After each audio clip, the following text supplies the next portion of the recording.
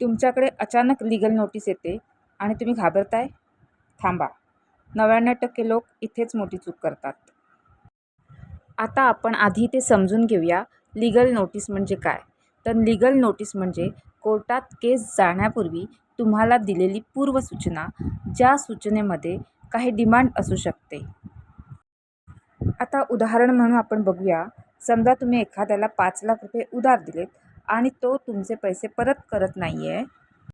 तर कोर्टात जाण्याआधी आपण त्याला एक लीगल नोटीस पाठवू शकतो, ज्यामध्ये आपण त्याच्याकडे पैशाची मागणी करू शकतो आणि 15 दिवसाच्या आत किंवा ठराविक मुदतीच्या आत जर त्याने पैसे परत नाही केले तर आपण कोर्टात जाऊ अशी त्याला सूचना देऊ शकतो.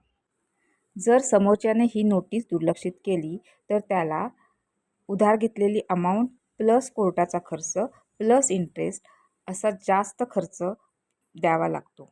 म्हणजेच लक्षात घ्या, जर लीगल नोटीस आली तर पॅनिक होऊ नका.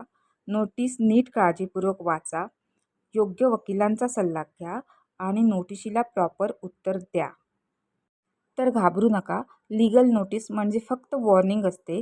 लीगल नोटीस आली म्हणजे तुम्हाला जेल होणार आहे असा त्याचा अर्थ होत नाही. तर पुढच्या वेळेला लीगल नोटीस आली तर घाबरू नका. स्मार्ट बना आणि अशाच वेगवेगळ्या टिप्ससाठी या चॅनलला फॉलो करायला विसरू नका. तुम्ही पाहत आहात legal insights with advocate Sara.